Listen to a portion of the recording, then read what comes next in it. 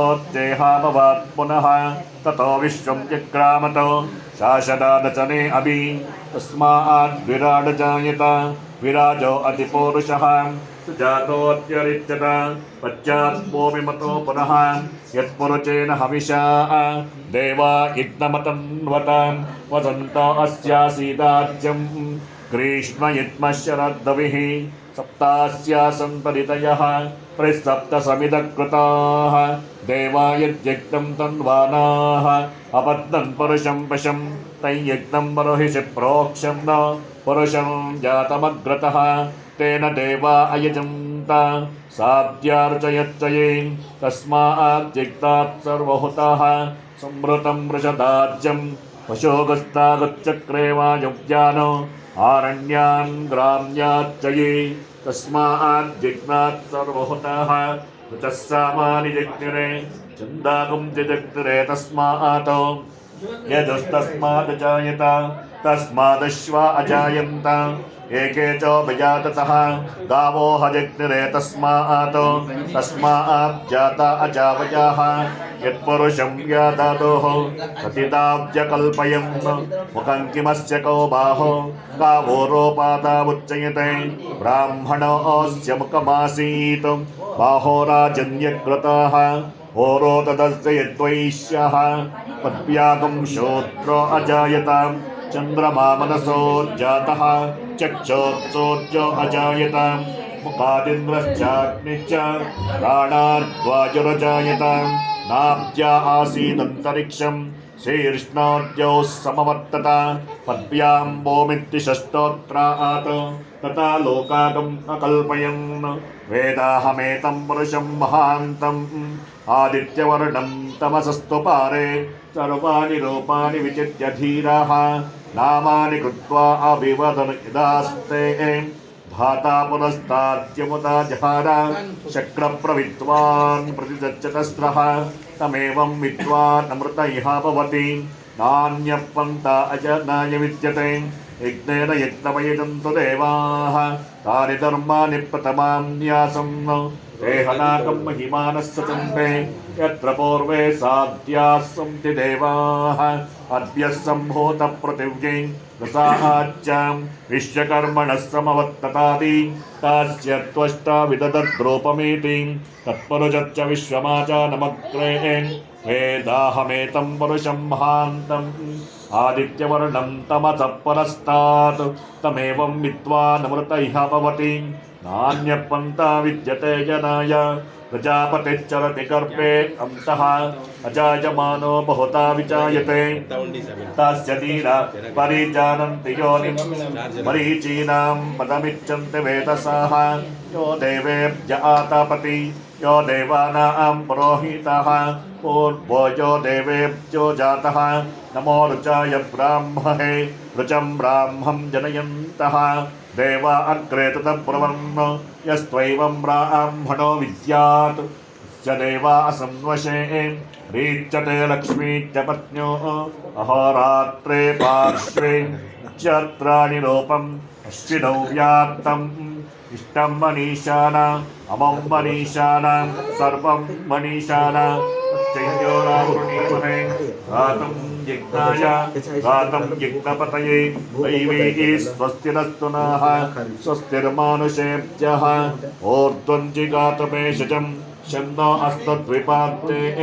शञ्चतुष्पदे ॐ शान्तिः शान्तिः शान्तिः देवस्य त्वातवितप्रासवे अश्विनोर्बाहुभ्यां पूष्णो अस्ताभ्यां मग्ने स्तेजसा सूर्यश्च वर्चसेन्द्रियेन्नाभिषिञ्चामि बलाय षष्ट्रियेन्नाद्याय मोद्भवत्सवरोमिति मन्त्राभिषेको अस्तु पूजमानाः अभिचन्द्रावर्तवेनो हिरण्या विश्वा नतिनो देव सोमान् वेदसोक्तसमायुक्ते सामसमन्विते सर्ववर्णप्रदे देवामातुते प्रतिगृह्यताम् वस्त्राक्तं पुष्पाणि समर्पयामि ब्रह्मविष्णुमहेशेन निर्मितं ब्रह्मसूत्रकं यज्ञोपवीतदानेन प्रेतां कमलापते यज्ञोपवीतात्तं पुष्पाणि समर्पयामि श्रीगन्धं चन्दनं दिव्यं गन्धाढ्यं सुमनोहरं विलेपनं सुरश्रेष्ठा चन्दनं प्रतिगृह्यता दिव्यपरिमलगन्धं समर्पयामि अक्षतान्दवलां दिव्यां शालीयां स्तण्डलां शुभान्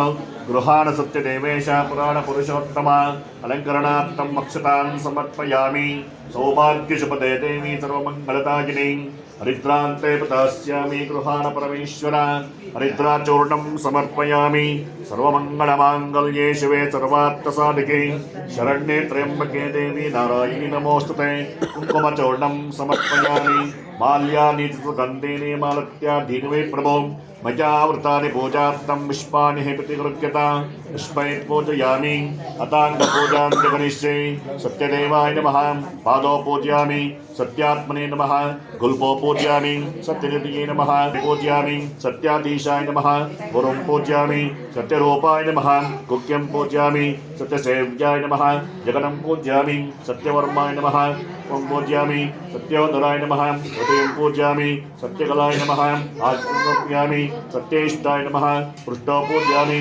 सत्यपारायणाय नमः प्रभो पूजयामि सत्यपूर्णाय नमः बाहुं पूजयामि सत्यवक्षाय नमः हस्तां पूजयामि सत्यसन्तुष्टाय नमः कण्ठं पूजयामि सत्यवेदाय नमः वदनं पूजयामि सत्याचिताय नमः नासिकां पूजयामि सत्यशर्माय नमः स्तोत्रे पूजयामि सत्यपूर्णाय नमः नेत्रौ पूजयामि सत्योषधाय नमः बाहुं पूजयामि सत्यवक्षाय नमः ओं रत्नां पूजयामि सत्यनारायण स्वामिने नमः सर्वाङ्गिन्यान् पूजां समर्पयामि पुष्पपूजां च करिष्ये सत्यदेवाय नमः करवीरपुष्पं समर्पयामि सत्यात्मने नमः जाजीपुष्पं समर्पयामि सत्यभुवे नमः पगापुष्पं समर्पयामि सत्यसङ्कल्पाय नमः बिलोपुष्पं समर्पयामि सत्याधिपाय नमः शतपत्रपुष्पं समर्पयामि सत्येश्वराय नमः आमलकापुष्पं समर्पयामि सत्यानन्दाय नमः देवदारपत्रं समर्पयामि सत्यदूताय नमः सुगन्धराजपुष्पं समर्पयामि सत्यनारायणस्वामिने नमः पुष्पपूजां समर्पयामि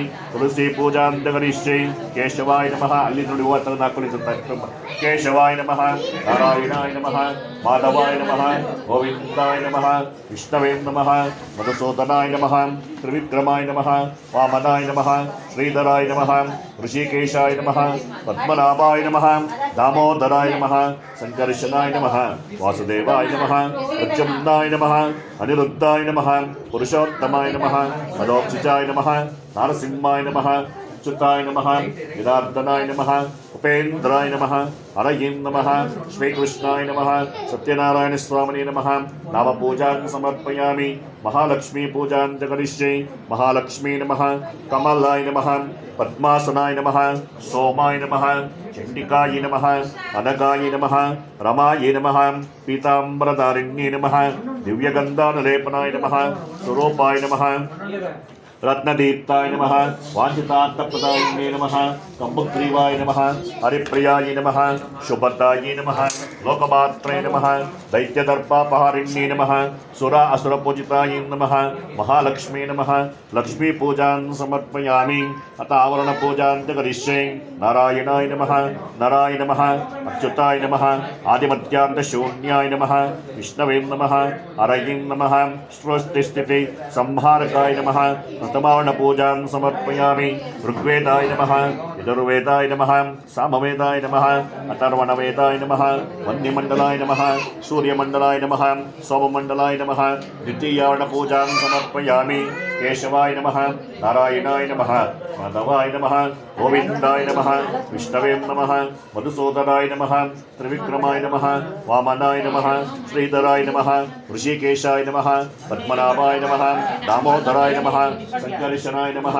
वासुदेवाय नमः प्रद्युम्नाय नमः अनिरुद्धाय नमः पुरुषोत्तमाय नमः अधोक्षिजाय नमः नारसिंहाय नमः अच्युताय नमः जनार्दनाय नमः उपेन्द्राय नमः हरये नमः श्रीकृष्णाय नमः तृतीयावरणपूजां समर्पयामि सूर्याय नमः चन्द्रमसे नमः अंगारकाय नमः बुधाय नमः बृहस्पतये नमः शुक्राय नमः शनैश्चराय नमः राहवे नमः चतुर्थावरणपूजां समर्पयामि इंद्राय नमः अग्नये नमः यमाय नमः निरुतये नमः वरुणाय नमः वायुवे नमः कुबेराय नमः ईशानाय नमः ओम श्री सत्यनारायण स्वामिने नमः षष्ठावरणपूजां समर्पयामि ब्राह्म्ये नमः माहेश्वर्ये नमः कौमार्ये नमः वैष्णव्ये नमः वारार्ये नमः इंद्राण्ये नमः चामुण्डाय नमः सत्यनारायण स्वामिने नमः सप्तमावर्ण पूजां समर्पयामि मत्स्याय नमः कूर्माय नमः वराहाय नमः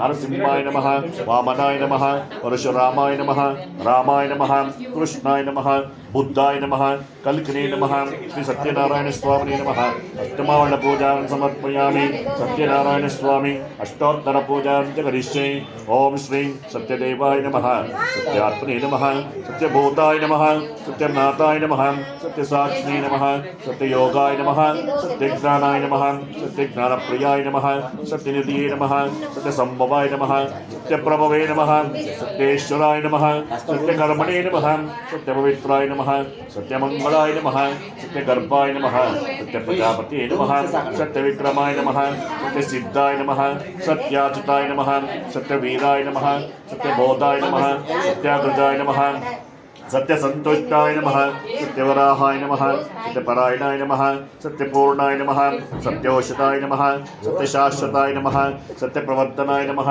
सत्यभुवे नमः सत्यज्येष्ठाय नमः सत्यश्रेष्ठाय नमः सत्यविक्रमणे नमः सत्यधर्मिणे नमः सत्यमेधाय नमः सत्यकटवे नमः सत्यकलाय नमः सत्यवत्सलाय नमः सत्यवत्सवे नमः सत्यमेघाय नमः सत्यरुद्राय नमः सत्यब्रह्मणे नमः सत्यामृताय नमः सत्यवेदांगाय नमः चित्तरात्मने नमः सत्यभोक्त्रे नमः सत्यशुचिये नमः सत्याजिताय नमः सत्यसंगराय नमः सत्यस्वर्गाय नमः सत्यनियमाय नमः सत्यवेदाय नमः सत्यवेद्याय नमः सत्यपीयूषाय नमः सत्यमायाय नमः सत्यमोहाय नमः सत्यसुरानन्दाय नमः सत्यसागराय नमः सत्यतपस्ये नमः सत्यसिंहाय नमः सत्यलोकपालकाय नमः सत्यस्थिताय नमः सत्यौषधाय नमः सत्यशाश्वताय नमः सत्यधनुर्धराय नमः सत्याम्बुजाय नमः सत्यवाक्याय नमः सत्यगुरवे नमः सत्यशेखराय नमः सत्यानन्दाय नमः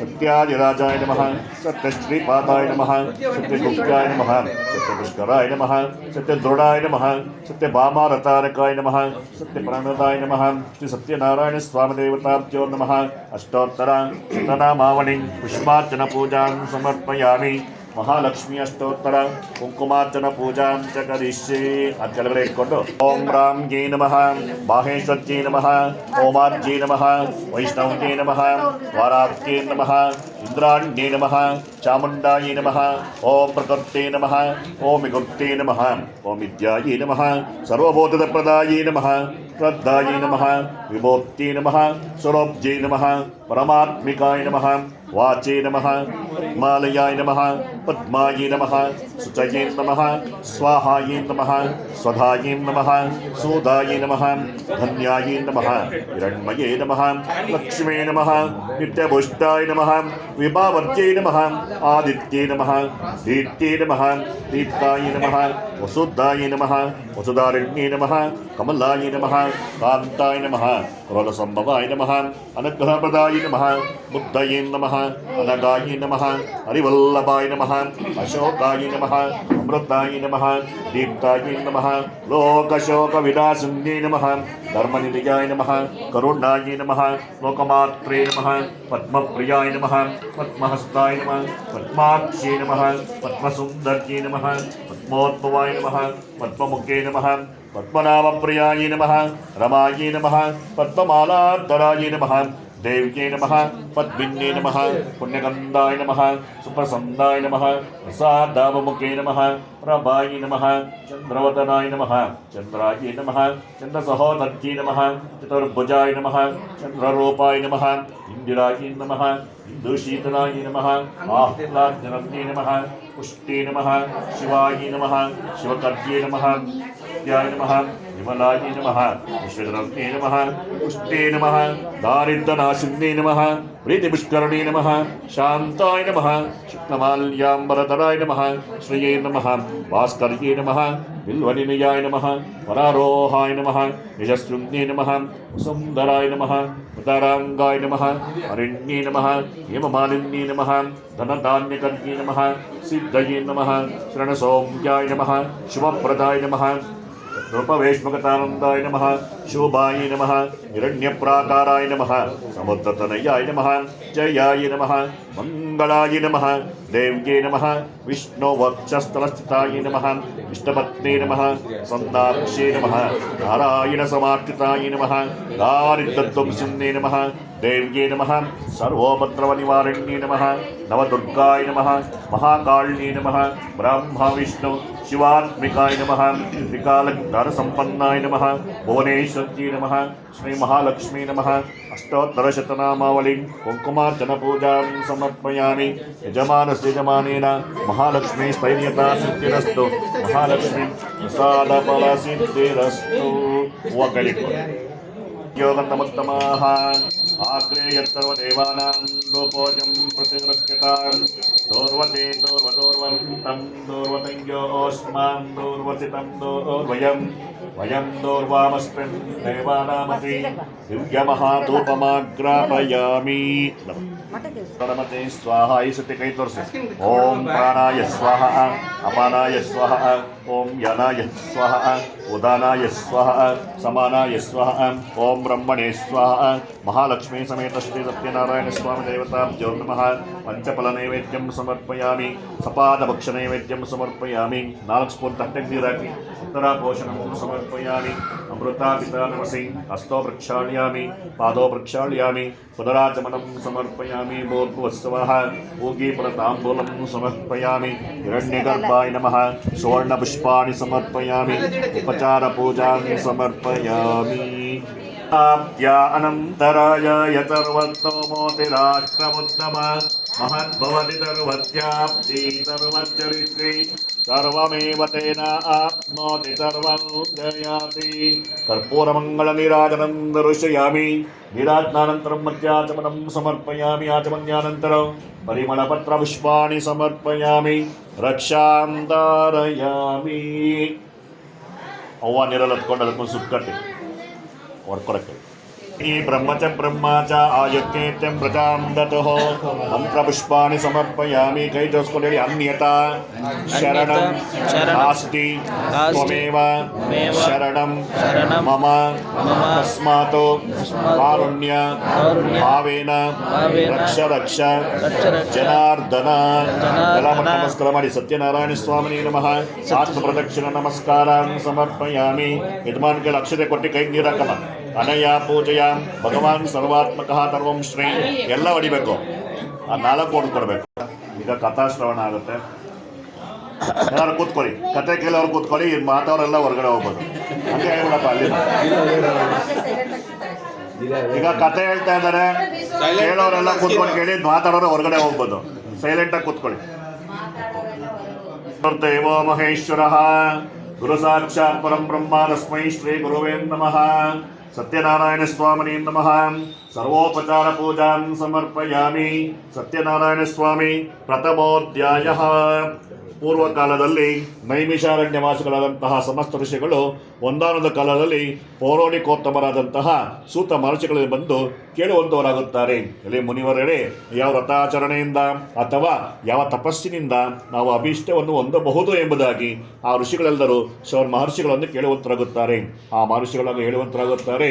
ಎಲೆ ಋಷಿಗಳ, ತಾವು ಈ ದಿನ ಕೇಳಿದಂತಹ ವಿಷಯವನ್ನು ಪೂರ್ವಕಾಲದಲ್ಲಿ ನಾರದರು ಇದೇ ರೀತಿ ನಾರಾಯಣನ ಬಳಿ ಕೇಳಿದಾಗ ಆಗ ಆ ಶ್ರೀಮನ್ನಾರಾಯಣನು ಯಾವ ರೀತಿಯಾಗಿ ಹೇಳಿರುತ್ತಾನೋ ಆ ವಿಷಯವನ್ನು ನಾನು ನಿಮಗೆ ಹೇಳುವಂತನಾಗುತ್ತಾನೆ. ಎಲ್ಲರೂ ಸಾವಧಾನಚಿತ್ತರಾಗಿ ಕೇಳಿರಿ ಎಂಬುದಾಗಿ ಕೇಳುವಂತನಾಗುತ್ತಾರೆ.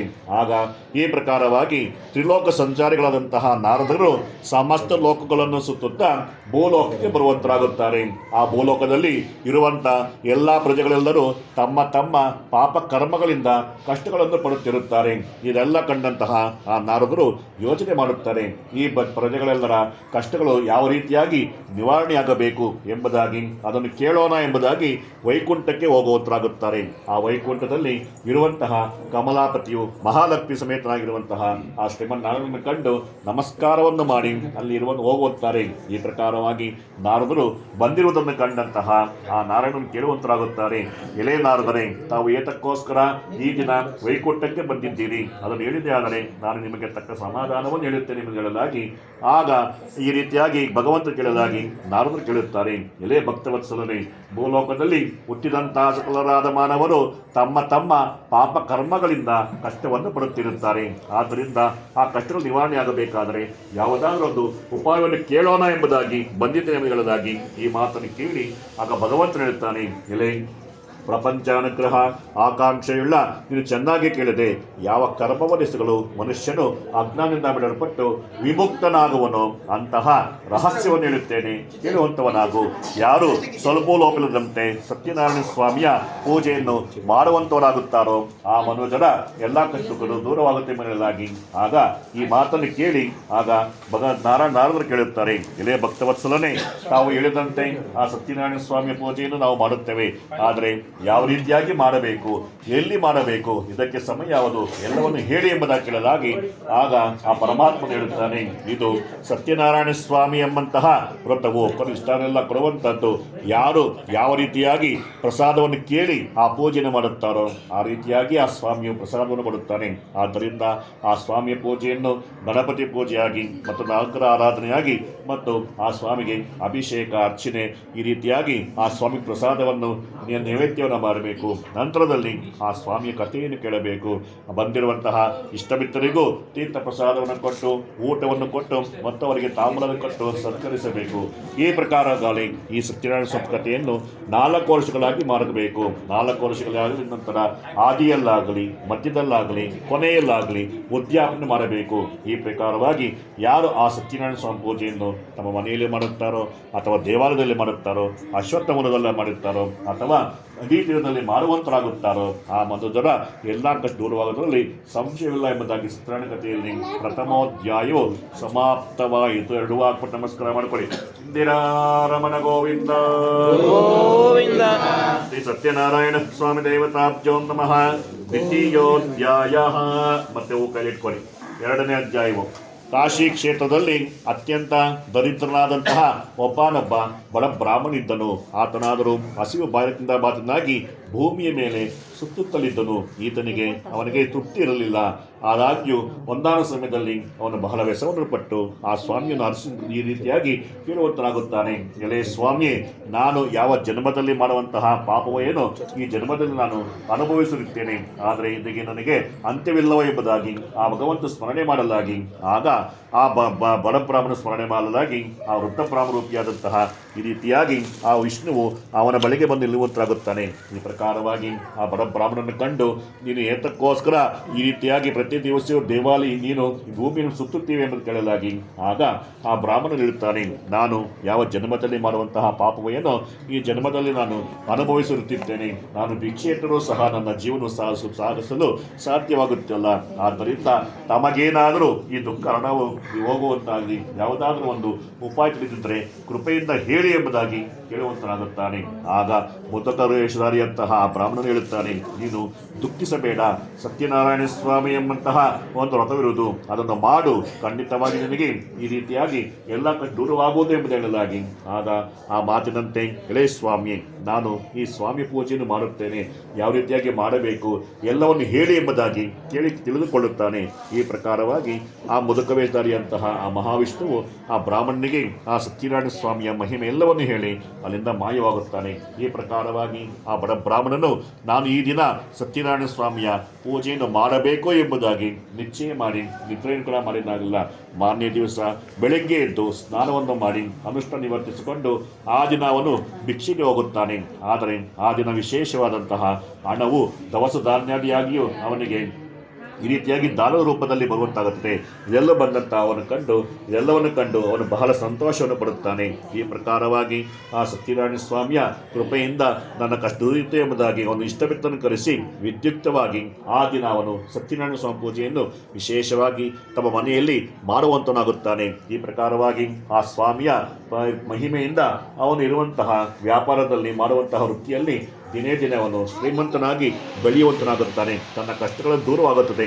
ಆದ್ದರಿಂದ ಅವನು ಆ ಸತ್ಯನಾರಾಯಣ ಸ್ವಾಮಿ ನಂಬಿ ಪ್ರತಿ ಪೌರ್ಣಮಿ, ಸಂಕ್ರಾಂತಿ ಈ ಪ್ರತಿ ವರ್ಷಗಳಲ್ಲೂ ಸಹ ಆ ಸತ್ಯನಾರಾಯಣ ಸ್ವಾಮಿ ಪೂಜೆಯನ್ನು ಮಾಡುತ್ತಾ ಬರುತ್ತಾನೆ. ಈ ಪ್ರಕಾರವಾಗಿ ಈಗಿರಲು ಒಂದು ದಿನ ಅವನು ತನ್ನ ಸ್ವಗ್ರಹವನ್ನು ತೆಗೆದುಕೊಂಡು ಅವನು ಆ ಸತ್ಯನಾರಾಯಣ ಸ್ವಾಮಿ ಪೂಜೆಯನ್ನು ಮಾಡುತ್ತಿರುತ್ತಾನೆ. ಅಲ್ಲಿಗೆ ಒಬ್ಬ ಕಟ್ಟಿಗೆ ಮಾರುವವನು ಈ ರೀತಿಯಾಗಿ ಅವನು ವ್ಯಾಪಾರಕ್ಕಾಗಿ ಬರುತ್ತಿರುತ್ತಾನೆ. ಆನಂತರದಲ್ಲಿ ಅವನಿಗೆ ಬಾಯಾರಿಕೆ ಆದ್ದರಿಂದ ನೀರನ್ನು ಕುಡಿಯೋಣ ಎಂಬುದಾಗಿ ಆ ಬ್ರಾಹ್ಮಣ ಮನೆಗೆ ಹೋಗುತ್ತಾರೆ. ಆದರೆ ಅಲ್ಲಿ ನಡೆಯುತ್ತಿರುವಂತಹ ಆ ಸ್ವಾಮಿ ಪೂಜೆಯನ್ನು ಕಂಡು ಆ ಕಟ್ಟಿಗೆ ಹೊರೆಯನ್ನು ಆ ಬ್ರಾಹ್ಮಣ ಮನೆಯ ಹೊರಗಡೆ ಇರಿಸಿ ಒಳಗೆ ಹೋಗುತ್ತಾನೆ. ಅಲ್ಲಿ ಮಾಡುತ್ತಿರುವಂತಹ ಆ ಸ್ವಾಮಿ ಪೂಜೆಯನ್ನು ಕೂತು ಅಲ್ಲೇ ಆ ಸ್ವಾಮಿ ಪೂಜೆ ಎಲ್ಲವನ್ನು ನೋಡಿ ತೀರ್ಥ ಪ್ರಸಾದ ಸ್ವೀಕರಿಸಿ ನಂತರದಲ್ಲಿ ಆ ಬ್ರಾಹ್ಮಣರಿಗೆ ನಮಸ್ಕಾರ ಮಾಡಿ ಕೇಳುತ್ತಾರೆ, ಎಲೆ ತಾವು ಭಕ್ತಿಯಿಂದ ಮನಃಶುದ್ಧಿಯಿಂದ ಮಾಡಿದಂತಹ ಈ ಪೂಜೆ ಯಾವುದು, ಇದರ ಮಾಡಿದರೆ ಎಂಥ ಫಲವನ್ನು ನಾವು ಹೊಂದಬಹುದು ಹೇಳಿ ಎಂಬುದಾಗಿ ಆಗ ವರ್ತಕನು ಕೇಳುತ್ತಾನೆ. ಆಗ ಆ ವ್ಯಾಪಾರಿಯನ್ನು ಕಂಡು ಬ್ರಾಹ್ಮಣ ಹೇಳುತ್ತಾನೆ, ಇದು ಸತ್ಯನಾರಾಯಣ ಸ್ವಾಮಿಯ ಪೂಜೆಯು ಕೊರಿದಿಷ್ಟೆಲ್ಲ ಕೊಡುವಂತಹದ್ದು. ಆದ್ದರಿಂದಲೇ ನಾನು ನನ್ನೆಲ್ಲ ಕಷ್ಟಗಳು ನಿವಾರಣೆ ಆದ್ದರಿಂದಲೇ ನಾನು ಆ ಸ್ವಾಮಿ ಪೂಜೆಯನ್ನು ಮಾಡುತ್ತಾ ಇದ್ದೇನೆ. ಆದ್ದರಿಂದ ನೀನು ಸಹ ಆ ಸ್ವಾಮಿಯ ಪೂಜೆಯನ್ನು ಮಾಡು, ನಿನಗೂ ಸಹ ಎಲ್ಲವೂ ಕಷ್ಟು ದೂರವಾಗುತ್ತೆ ಎಂದು ಹೇಳಲಾಗಿ ಆಗ ಮಾತನ್ನು ಕೇಳಿ ಆಗ ಆ ವ್ಯಾಪಾರಿಯು ಆ ಸತ್ಯನಾರಾಯಣ ಸ್ವಾಮಿಯ ತೀರ್ಥ ಪ್ರಸಾದ ಸ್ವೀಕರಿಸಿ, ಎಲೆ ಸ್ವಾಮಿ, ನಾನು ಈ ದಿನ ಕಟ್ಟಿಗೆ ಮಾರುತ್ತೇನೆ, ಬಂದಂಥ ಲಾಭಾಂಶದಿಂದ ನಿನ್ನ ಪೂಜೆಯನ್ನು ಮಾಡುತ್ತೇನೆ ಎಂಬುದಾಗಿ ಅರಸಿಕೊಂಡು ಅಲ್ಲಿಂದ ಶ್ರೀಮಂತರಾದ ಇವರಿಗೆ ಶ್ರೀಮಂತರ ಮನೆಗೆ ಹೋಗಿ ಆ ದಿನ ಕಟ್ಟಿಗೆಯನ್ನು ಮಾರುವಂತನಾಗುತ್ತಾನೆ. ಆ ಬಂದಂತಹ ಲಾಭಾಂಶದಿಂದ ಬಹಳ ಸಂತೋಷಪಟ್ಟು ಆ ಸತ್ಯನಾರಾಯಣ ಸ್ವಾಮಿ ಪೂಜೆಗೆ ಬೇಕಾದಂತಹ ಹೂವು, ಅರಿಶಿನ, ಕುಂಕುಮ, ಹಾಲು, ಮೊಸರು, ಗೋಧಿ ಇಟ್ಟು ಎಲ್ಲವನ್ನು ಹೆಚ್ಚಾಗಿರುವಂತೆ ತೆಗೆದುಕೊಂಡು ತನ್ನ ಮನೆಗೆ ಬಂದುವಂತಾಗುತ್ತಾನೆ. ಅಲ್ಲದೆ ಎಲ್ಲರನ್ನು ಕರೆಸಿ ವಿದ್ಯುಕ್ತವಾಗಿ ಆ ದಿನ ಅವನ ಸತ್ಯನಾರಾಯಣ ಸ್ವಾಮಿ ಪೂಜೆಯನ್ನು ಮಾಡುವಂತವನಾಗುತ್ತಾನೆ. ಈ ಮೇರೆಗೆ ಆ ಸತ್ಯನಾರಾಯಣ ಸ್ವಾಮಿಯ ಪೂಜೆಯನ್ನು ಮಾಡಿ ಅವನು ತೀರ್ಥ ಪ್ರಸಾದ ಸ್ವೀಕರಿಸಿದ ನಂತರ ದಿನೇ ತನ್ನ ಕಟ್ಟಿಗೆ ಮನೆಯ ವ್ಯಾಪಾರದಲ್ಲಿ ಶ್ರೀಮಂತನಾಗಿ ಬೆಳೆಯುವಂತನಾಗುತ್ತಾನೆ. ಈ ಪ್ರಕಾರವಾಗಿ ಅವನು ಆ ಸ್ವಾಮಿಯನ್ನು ನಂಬಿ ಪ್ರತಿ ಪೌರ್ಣಮಿ, ಸಂಕ್ರಾಂತಿ ಈ ಪರ್ವಕಾಲದಲ್ಲಿ ಆ ಸತ್ಯನಾರಾಯಣ ಸ್ವಾಮಿ ಪೂಜೆಯನ್ನು ಮಾಡುತ್ತಾ ಬರುತ್ತಾನೆ. ಅಲ್ಲದೆ ಅವನು ಸಾಕ್ಷಾತ್ ಈ ರೀತಿಯಾಗಿ ಆ ಸ್ವಾಮಿ ಪೂಜೆಯನ್ನು ಮಾಡುತ್ತಾ ಅಂತ್ಯದಲ್ಲೂ ಸಹ ಸಾಕ್ಷಾತ್ ವೈಕುಂಠ ಲೋಕಕ್ಕೆ ಹೋಗುತ್ತಾನೆ ಎಂಬ ಸತ್ಯನಾರಾಯಣ ಕಥೆಯಲ್ಲಿ 2ನೇ ಅಧ್ಯಾಯವು ಸಮಾಪ್ತವಾಯಿತು. ಓಂ ಆಂಜನೇಯ ವರದ ಗೋವಿಂದ ವಾಕ್ಪಡಿಸ ಸತ್ಯನಾರಾಯಣ ಸ್ವಾಮಿ ದೇವತಾಭ್ಯೋ ನಮಃ. ದ್ವಿತೀಯೋಧ್ಯಾಯಾಂಗೋಪಚಾರ ಪೂಜಾಂ ಸಮರ್ಪಯಾಮಿ. ಅಥ ತೃತೀಯೋಧ್ಯಾಯ ಕೈಲಿಟ್ಕೊಳ್ಳಿ. 3ನೇ ಅಧ್ಯಾಯವು ಪೂರ್ವಕಾಲದಲ್ಲಿ ಉಲ್ಕಮುಖನೆಂಬ ರಾಜನಿದ್ದನು. ಜಿತೇಂದ್ರಿಯನಾಗಿಯೂ ಒಳ್ಳೆಯ ಬುದ್ಧಿಶಾಲಿಯಾಗಿದ್ದ ರಾಜನು ಪ್ರತಿ ದಿವಸವೂ ದೇವಾಲಯಕ್ಕೆ ಹೋಗಿ ದೇವತಾ ಆರಾಧನೆ ಮಾಡಿ ಅಲ್ಲಿರುವಂತಹ ಬ್ರಾಹ್ಮಣರಿಗೆ ಮತ್ತು ಬಡಬಗ್ಗರಿಗೆ ದಾನವನ್ನು ನೀಡುತ್ತಿರುತ್ತಾನೆ. ಅಲ್ಲದೆ ಆದರೆ ಅವನಿಗೆ ಮಕ್ಕಳಿಲ್ಲವಾದ್ದರಿಂದ ಆ ರಾಜನು ಬಹಳವಾಗಿ ಕಷ್ಟವನ್ನು ಪಡುತ್ತಾ ವ್ಯಸೆಯನ್ನು ಪಡುತ್ತಿರುತ್ತಾನೆ. ಆದ್ದರಿಂದ ಈ ಪ್ರಕಾರವಾಗಿ ಒಬ್ಬ ಜ್ಯೋತಿಷ್ಯ ಬಳಿಗೆ ಹೋಗಿ ತನ್ನ ಜಾತಕವನ್ನು ಪರಿಶೀಲಿಸಿದಾಗ ಆಗ ಅವರು ಹೇಳುತ್ತಾರೆ, ತಮ್ಮ ಜಾತಕಾನುಸಾರ ನೀವು ನದಿ ತೀರದಲ್ಲಾಗಲಿ ಅಥವಾ ಸಮುದ್ರದಲ್ಲಾಗಿ ಆ ಸತ್ಯನಾರಾಯಣ ಸ್ವಾಮಿ ಪೂಜೆಯನ್ನು ಮಾಡಿ ಆಗ ತಮಗೆ ಮಕ್ಕಳಾಗುವುದು ಎಂಬುದಾಗಿ ಆ ರಾಜನಿಗೆ ಹೇಳುತ್ತಾರೆ. ಈ ಪ್ರಕಾರವಾಗಿ ಆ ರಾಜರಾದರೂ ತನ್ನ ಮಡದಿಯಾದಂತಹ ಕಮಲದಂತೆ ಮೊಕ್ಕೊಳ್ಳಾಗುವ ಭದ್ರಶೀಲ ಎಂಬ ಹೆಂಡತಿಯೊಂದಿಗೆ ತನ್ನ ಪರಿವಾರದೊಂದಿಗೆ ಸೇರಿ ಸಮುದ್ರಕ್ಕೆ ಹೋಗಿ ಸತ್ಯನಾರಾಯಣ ಸ್ವಾಮಿ ಪೂಜೆಯನ್ನು ಮಾಡುತ್ತಾ ಇರುತ್ತಾರೆ. ಈ ಪ್ರಕಾರವಾಗಿ ಆ ಸ್ವಾಮಿಯ ಪೂಜೆಯನ್ನು ಮಾಡುತ್ತಿರಲಾಗಿ ಸಮುದ್ರ ಮಾರ್ಗವಾಗಿ ಒಬ್ಬ ವರ್ತಕನು ವ್ಯಾಪಾರಕ್ಕಾಗಿ ಬರುತ್ತಿರುತ್ತಾನೆ. ಆ ಸಮುದ್ರದಲ್ಲಿ ರಾಜರು ಮಾಡುತ್ತಿರುವಂತಹ ಆ ಸ್ವಾಮಿಯ ಪೂಜೆಯನ್ನು ಕಂಡು ಈ ರೀತಿಯಾಗಿ ತನ್ನ ನಾವೆಯನ್ನು ದಡದಲ್ಲೇ ಬಿಟ್ಟು ರಾಜ ದರ್ಶನಾರ್ಥವಾಗಿ ಬಂದು ಅಲ್ಲಿ ನಡೆಯುತ್ತಿರುವಂತಹ ಆ ಸ್ವಾಮಿ ಪೂಜೆಯನ್ನು ಕಂಡು ಕುಳಿತುಕೊಳ್ಳುತ್ತಾನೆ. ಸ್ವಲ್ಪ ಸಮಯದ ನಂತರ ಆ ಸ್ವಾಮಿಯ ಪೂಜೆ ಆದ ನಂತರ ತೀರ್ಥ ಪ್ರಸಾದ ಸ್ವೀಕರಿಸಿ ನಂತರದಲ್ಲಿ ರಾಜರನ್ನು ಕಂಡು ಆ ವರ್ತಕರು ಈ ರೀತಿಯಾಗಿ ಕೇಳುತ್ತಾರೆ, ಎಳೆಯರಾದರೆ ಮನಃಶುದ್ಧಿಯಿಂದ ತಾವು ಭಕ್ತಿಯಿಂದ ಈ ಮಾಡಿದ್ದಾಗುತ್ತಾರೆ. ಇದು ಸತ್ಯನಾರಾಯಣ ಸ್ವಾಮಿ ವ್ರತವು ಇಷ್ಟೆಲ್ಲ ಕೊಡುವಂತಹದ್ದು. ಆದ್ದರಿಂದಲೇ ನನಗೆ ಮಕ್ಕಳಿಲ್ಲವಾದ್ದರಿಂದ ಈ ರೀತಿಯಾಗಿ ಸಮುದ್ರದಲ್ಲಿ ಆ ಸತ್ಯನಾರಾಯಣ ಸ್ವಾಮಿ ಪೂಜೆಯನ್ನು ಮಾಡಿದಲ್ಲಿ ಮಕ್ಕಳಾಗುವುದು ಎಂಬುದಾಗಿದ್ದರಿಂದಲೇ ನಾನು ಈ ದಿನ ಪೂಜೆಯನ್ನು ಮಾಡುತ್ತಿರುತ್ತೇನೆ. ಆದ್ದರಿಂದ ನೀನು ಸಹ ನಂಬಿ ಪೂಜೆಯನ್ನು ಮಾಡು, ನಿನಗೂ ಸಹ ಒಳ್ಳೆಯದಾಗುತ್ತೆ ಎಂಬ ಹೇಳಲಾಗಿ ಆಗ ವರ್ತಕನು ಹೇಳುತ್ತಾನೆ, ಎಲೆ ಸ್ವಾಮಿ, ನಾನು ಶ್ರೀಮಂತನಾಗಿದ್ದೇನೆ, ಆದರೆ ನನಗೂ ಸಹ ಮಕ್ಕಳಿಲ್ಲವಾದ್ದರಿಂದ ಬಹಳವಾಗಿ ನೊಂದಿರುತ್ತೇನೆ. ಆದ್ದರಿಂದ ತಾವು ಹೇಳಿದಂತೆ ನನಗೆ ಯಾವಾಗ ಮಕ್ಕಳಾಗೋದೋ ಹಾಗೆ ನಾನು ಆ ಸತ್ಯನಾರಾಯಣ ಸ್ವಾಮಿ ಪೂಜೆಯನ್ನು ಮಾಡುತ್ತೇನೆಂದು ಅರಸಿಕೊಂಡು ಅನಂತರದಲ್ಲಿ ತೀರ್ಥ ಪ್ರಸಾದ ಸ್ವೀಕರಿಸಿ ತನ್ನ ನಾವೆಯನ್ನು ಹೇಳಿ ಅಲ್ಲಿಂದ ಸಮುದ್ರ ಮಾರ್ಗವಾಗಿ ಅವನು ಹೊರಟು ಹೋಗುತ್ತಾನೆ.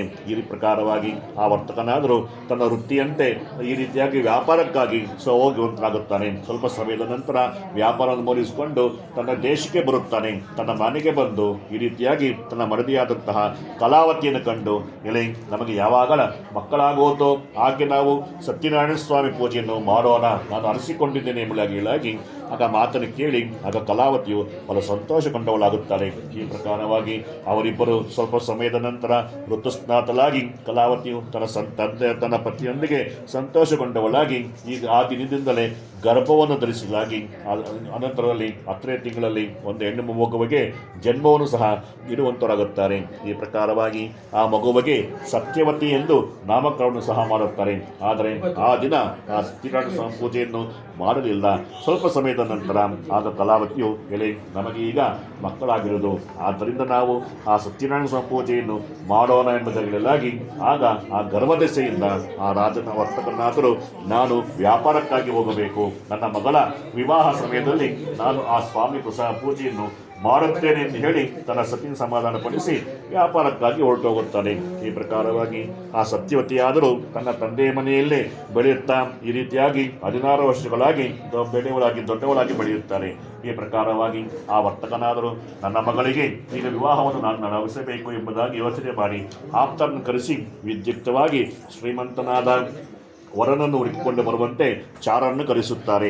ಆಗ ಆ ಚಾರರಾದರೂ ಈ ರೀತಿಯಾಗಿ ದೇಶವನ್ನೆಲ್ಲ ಸುತ್ತಿಕೊಂಡು ಹೋಗಿ ರತ್ನಸಾರವೆಂಬ ಒಂದು ಶ್ರೀಮಂತರಾದಂಥ ದೇಶಕ್ಕೆ ಹೋಗಿ ಅಲ್ಲಿರುವಂತಹ ಒಬ್ಬ ವರ್ತಕರನ್ನು ಕಂಡು ಅವರ ಜ್ಞಾತಿ ಸಮೂಹದಿಂದ ಕೊಂಡು ಈ ರೀತಿಯಾಗಿ ಜಾತಕವನ್ನು ಸಹ ಪರಿಶೀಲನೆ ಮಾಡಿ ಅವರೆಲ್ಲರನ್ನು ಒಪ್ಪಿಸಿ ಈ ಪ್ರಕಾರವಾಗಿ ಅವರನ್ನು ಕರೆದುಕೊಂಡು ಬರುತ್ತಾರೆ. ಆಗ ಆ ವರ್ತಕನಾದರೂ ಆ ಶ್ರೀಮಂತರಾದಂತಹ ವರನನ್ನು ಕಂಡು ಆ ಜಾತಕವನ್ನು ಪರಿಶೀಲನೆ ಮಾಡಿ ನಮಗೆ ಯೋಗ್ಯವಾದಂತಹ ವರನೋ ಎಂಬುದಾಗಿ ನನ್ನ ಮಗಳಿಗೆ ಯೋಗ್ಯವಾದ ವರನ ಎಂಬುದಾಗಿ ನಿಶ್ಚಯವನ್ನು ಮಾಡುತ್ತಾರೆ. ಈ ಪ್ರಕಾರವಾಗಿ ಆ ವರನಿಗೆ ಜ್ಞಾತಿ ಬಂಧು ಸಮೂಹದಿಂದ ಕೂರಿಸಿ ವಿಧಾನೋಕ್ತವಾಗಿ ಅವನು ಶ್ರೀಮಂತಿಕೆಯಿಂದ ವಿವಾಹವನ್ನು ನಡೆಸಿಕೊಡುತ್ತಾನೆ. ಆದರೆ ಧನಮದದಿಂದ ಆ ವಿವಾಹ ಸಮಯದಲ್ಲೂ ಸಹ ಆ ಸತ್ಯನಾರಾಯಣ ಸ್ವಾಮಿ ಪೂಜೆಯನ್ನು ಮರೆತೇ ಬಿಡುತ್ತಾನೆ. ಇದರಿಂದ ಕೋಪಗೊಂಡಂತಹ ಸತ್ಯನಾರಾಯಣ ಸ್ವಾಮಿಯಾದರೂ ನಿನಗೆ ಸಹಿಸಲು ಅಸಖ್ಯವಾದಂತಹ ಬಹು ದುಃಖ ಉಂಟಾಗಲಿ ಎಂದು ಶಾಪವನ್ನು ಕೊಡುತ್ತಾನೆ. ಈ ಪ್ರಕಾರವಾಗಿ ಆ ವರ್ತಕನಾದರೂ ಈ ರೀತಿಯಾಗಿ ಶಾಪಗ್ರಸ್ತನಾಗಿ ಸ್ವಲ್ಪ ಸಮಯದ ನಂತರ ತನ್ನ ಅಳಿಯನೊಂದಿಗೆ ಸೇರಿ ಕೂಡಿ ವ್ಯಾಪಾರಕ್ಕಾಗಿ ಹೋಗುತ್ತಾರೆ. ಆ ವ್ಯಾಪಾರಕ್ಕಾಗಿ ರತ್ನಸಾರವೆಂಬ ಈ ರೀತಿಯಾಗಿ ದೇಶಕ್ಕೆ ಹೋಗಿ ಅಲ್ಲಿ ವ್ಯಾಪಾರವನ್ನು ಮಾಡುತ್ತಾ ಇರುತ್ತಾರೆ. ಈ ಪ್ರಕಾರವಾಗಿ ಸ್ವಲ್ಪ ಸಮಯದ ನಂತರ ವ್ಯಾಪಾರವನ್ನು ಮುಗಿಸಿಕೊಂಡು ನಮ್ಮ ದೇಶಕ್ಕೆ ಹೋಗುವನ ಎಂಬುದಾಗಿ ಆಗ ಆ ಮಾತನ್ನು ಕೇಳಿ ಅಲ್ಲಿ ಇಳಿಯುತ್ತಾನೆ. ಮಾವನೇ, ನಾವು ಈ ರೀತಿಯಾಗಿ ಈ ದಿನ ಪ್ರಯಾಣ ಮಾಡುತ್ತೇವೆ, ಆದರೆ ಒಂದು ಸಮಯ ನಾವು ಅರಮನೆಗೆ ಹೋಗೋಣ, ಅಲ್ಲಿ ಅರಮನೆಯನ್ನು ನೋಡಿಕೊಂಡು ರಾಜನವನ್ನು ವಿಚಾರಿಸಿಕೊಂಡು ಅಲ್ಲಿಂದ ಹೊರಟು ಹೋಗೋಣ ಎಂಬುದಾಗಿ ಆಗ ಮಾತನ್ನು ಕೇಳಿ ಅವರಿರುವರು ಆ ದಿನ ಅರಮನೆಗೆ ಹೋಗುತ್ತಾರೆ. ಅರಮನೆಯನ್ನು ನೋಡಿಕೊಂಡು ಬರುತ್ತಿರುತ್ತಾರೆ. ಅಷ್ಟರಲ್ಲಿ ಆ ಸತ್ಯನಾರಾಯಣ ಸ್ವಾಮಿ ಮಹಿಮೆಯಿಂದ ಕಳ್ಳರು ಬರುವಂತರಾಗುತ್ತಾರೆ. ಆ ಕಳ್ಳರು ಬಂದು ರಾಜನ ಬೊಕ್ಕಸದಲ್ಲಿರುವಂತಹ ಹಣವನ್ನು ಕಳವನ್ನು ಮಾಡಿ ಈ ರೀತಿಯಾಗಿ ಅವರು ಹೊರಟು ಹೋಗುತ್ತಿರುತ್ತಾರೆ. ಇದನ್ನು ಕಂಡಂತಹ ರಾಜಭಟ್ಟರೆಲ್ಲೂ ಸೇರಿ ಆ ಕಳ್ಳರನ್ನು ಹುಡುಕುತ್ತಾ ಓಡಿ ಬರುತ್ತಿರುತ್ತಾರೆ. ಎಲ್ಲವನ್ನು ಕಂಡಂತಹ ಕಳ್ಳರು ಭಯವನ್ನು ಹೊಂದಿ ಅಲ್ಲಿ ಈ ರೀತಿ ಇರುವಂತಹ ಆ ವರ್ತಕ ಬಳಿಗೆ ಬಂದು ಅಲ್ಲಿ ರಾಜಧನವನ್ನು ಇವರಿಗೆ ಅರ್ಧ ಬಳಿಗೆ ಮಾರಿ ಅಲ್ಲಿಂದ ಮಾಯವಾಗುತ್ತಾರೆ. ಈ ಪ್ರಕಾರವಾಗಿ ಆ ರಾಜಭಟ್ಟರು ಆ ವರ್ತಕ ಬಳಿಗೆ ಬಂದು ಕೇಳುವಂತಾಗುತ್ತಾರೆ, ಇದು ರಾಜಧನವು ನಿಮಗೆ ಹೇಗೆ ಬಂದಿತು ಹೇಳಿ ಎಂಬುದಾಗಿ ಕೇಳಲಾಗಿ ಆಗ ಅವರು ಯಾವುದೇ ಸಮಯವಾದಂತಹ ತಕ್ಕದಾದಂತಹ ಸಮಾಚಾರ ನೀಡಗೋಸ್ಕರ ಅವರನ್ನು ಹಗ್ಗಗಳಿಂದ ಕಟ್ಟಿ ಎಳೆಯುತ್ತಾ ರಾಜನ ಮುಂದೆ ತಂದು ನಿಲ್ಲಿಸುತ್ತಾರೆ. ರಾಜರೇ, ಕಳುವು ಮಾಡಿರುವಂತಹ ಕಳ್ಳರನ್ನು ಮತ್ತು ದ್ರವ್ಯವನ್ನು ನಾವು ತಂದಿದ್ದೇವೆ, ನಾವು ವಿಚಾರಣೆ ಮಾಡಿ ಶಿಕ್ಷೆ ಕೊಡಿ ಎಂಬುದಾಗಿ ಹೇಳುತ್ತಾರೆ. ಆದರೆ ಆ ದಿವಸ ಯಾರಿಗೂ ಸಹ ಆ ಸತ್ಯನಾರಾಯಣ ಮಹಿಮೆಯಿಂದ ಶಿಕ್ಷೆ ಇಲ್ಲದೇನೆ ಕಠಿಣ ಸಾಧ್ಯವಾದಂತಹ ಕಾರಾಗೃಹದಲ್ಲಿ ಇರಿಸುವಂತೆ ರಾಜಾಜ್ಞೆ ನೀಡುತ್ತಾನೆ. ಆಗ ವರ್ತಕರು ಹೇಳುತ್ತಾರೆ, ಸ್ವಾಮಿ, ನಾವು ವ್ಯಾಪಾರಕ್ಕಾಗಿ ಬಂದಂತಹ ವರ್ತಕರು, ನಾವು ಈ ರೀತಿಯಾಗಿ ಕಳ್ಳರಲ್ಲ, ನಮ್ಮನ್ನು ಬಿಟ್ಟು ಬಿಡಿ ಎಂಬುದಾಗಿ ಹೇಳಿದಾಗಿ ಈಗ ಆ ಮಾತನ್ನು ಕೇಳಿದಂತಹ ಯಾರಿಗೂ ಸಹ ಕೇಳಿಸಲೇ ಇಲ್ಲ. ಅದರಲ್ಲಿ ಅವರು ಬಂದಿಖಾನೆಯಲ್ಲಿ ಇರುವಂತಾಯಿತು. ಈ ಪ್ರಕಾರವಾಗಿ ಅವರೆಲ್ಲ ವಸ್ತುಗಳು ಮತ್ತು ಹಣವೆಲ್ಲ ಮತ್ತು ವೈದ್ಯರೆಲ್ಲವೂ ರಾಜನ ಬೊಕ್ಕಸಕ್ಕೆ ಸೇರುವಂತಾಯಿತು. ಈ ಪ್ರಕಾರವಾಗಿ ಅವರಿಗೆ ಯಾವುದೇ ರೀತಿಯಂತಹ ಸಂಪತ್ತಿಲ್ಲದೆ ಆಯಿತು. ಸತಿಪತಿಗಳಿಬ್ಬರು ಈ ರೀತಿಯಾಗಿ ಆ ಪತಿಯು ಮತ್ತು ಅಳಿಯನು ಬಂದಿಖಾನೆ ಇರುವಂತಾಯಿತು.